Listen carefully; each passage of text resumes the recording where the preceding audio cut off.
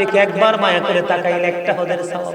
নবী গো, যদি দৈনিক 100 বার তাকাই গো, আমার নবী বললেন 100টা হজের সওয়াব। বলে হুজুর মায়ার নজরটা কি সেটা তো বুঝি না। মায়ার নজরটা হলো এমন, যেমন ধরেন আপনি মায়ের দিকে ভালো করে তাকান না, হঠাৎ করে আপনি আপনার মায়ের চেহারার দিকে তাকাইলেন, আপনার কাছে মনে হয়েছে মায়ের চেহারাটা শুকিয়ে গেছে, শুকনা হয়ে গেছে, মায়ের চেহারার দিকে তাকাই আপনার বড় মায়া লাগছে।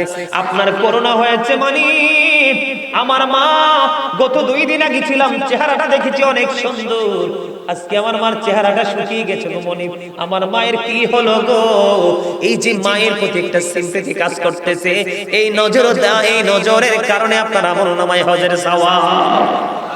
জোরে জোরে বলেন না সুবহানাল্লাহ।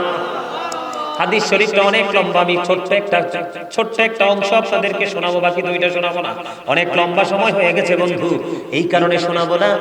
মায়ের পাগল একটা ছেলে ছিল, যার নাম সে ছিলেন কাঠুরিয়া, তিনি কাঠ কাটতেন। বুখারী এবং মুসলিম শরীফের মধ্যে এসেছে হাদিস খানা। এখানে 3 জন ব্যক্তির কথা আসছে, কয়জন আলেমরা জানে বন্ধু? 3 জনের মধ্যে তারা বন্ধু ভ্রমণ করতে গিয়ে সন্ধ্যা হয়ে গেল, পাহাড়ের গুহার মধ্যে তারা প্রবেশ করলো।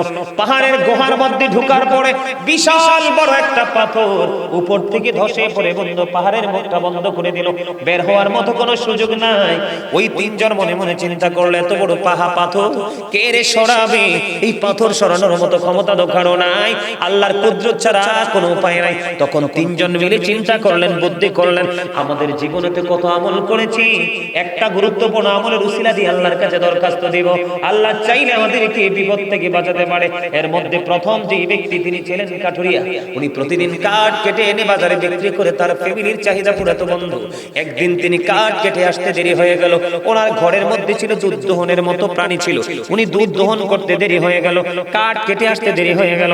ঘরে ফিরে দেখে মা বাবা 2 জন ঘুমিয়ে গেছে। ও বন্ধু, তিনি চিন্তা করলেন বাবা মা ঘুমিয়ে গেছে, ঘুমের মানুষকে জাগানো কিন্তু উচিত নয়। এবার তিনি কি করলেন, তিনি দুধ দহন করলেন, পাত্রটা হাতে নিলেন, পাত্রটা হাতে নিয়ে বন্ধু বাবা মা যে রুমের মধ্যে ঘুমাইলো, দরজাটার মধ্যে দুধের পাত্রটা হাতে নিয়ে দাঁড়িয়ে রইল। ওনার সন্তান কাঠুরিয়ার সন্তানেরা বাবার পায়ে ধরে বলছে, বিনয় বিনয় বলছে বাবা গো, ও বাবা তুমি তো দুধ দহন করেছো, একটু দুধ দাও না, একটু দুধ আমি পান করব।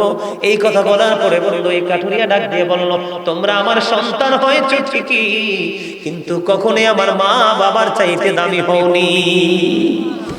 আমি বলেছি আমার বাবা মাকে দুধ যতক্ষণ পর্যন্ত না খাওয়াইতে পারবো, অতক্ষণ পর্যন্ত আমি তোমাদেরকে দুধ খাওয়াতে পারবো না। বন্ধু বাংলা বই থেকে গ্রহণ করিনি, কালেক্ট করিনি, সিয়াসিত্তার অন্যতম গ্রন্থ বুখারী শরীফের মধ্যে হাদিস খানা বন্ধু।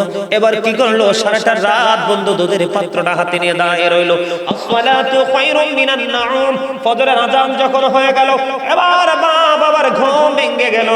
ঘুম ভেঙে যাওয়ার পরে বন্ধু মা বাবা ফ্রেশ হয়ে নামাজ পড়লো, সন্তান মাকে দুধ পান করালো, বাবাকে দুধ পান করালো। সন্তানের কলিজাটা বন্ধু ঠান্ডা হয়ে গেছে। এই সন্তানটা আজকে বিপদে পড়েছে, পাহাড়ের ভিতরে, পৃথিবীর কেউ দেখে না। আল্লাহ রাব্বুল আলামিনের দরবারে 2টা হাত তুলে ডাক দিয়ে বললেন, মনিব মনিব, ওই দিন যে মায়ের সাথে বাবার সাথে সেই আচরণটা করেছিলাম, পৃথিবীর কাউকে খুশি করার জন্য নয়, আমি তোমাকে খুশি করার জন্য বলেছিলাম মনিব। ওই দিনের ওই আমল যদি তুমি পছন্দ করে থাকো গো, আজকের বিপদ থেকে উদ্ধার করো। দোয়া শেষ হইতে দেরি রে, পাথরটা একটু সরতে দেরি হলো না। মা বাবা নিয়ে আলোচনা করলে শেষ হবে না, এটা তো বড় একটা সমুদ্র। আমার ওই পাগল ওনার একটা পছন্দের একটা গজল আছে, আমারও খুব পছন্দ, আমি মা বাবাকে নিয়ে গাই গজল।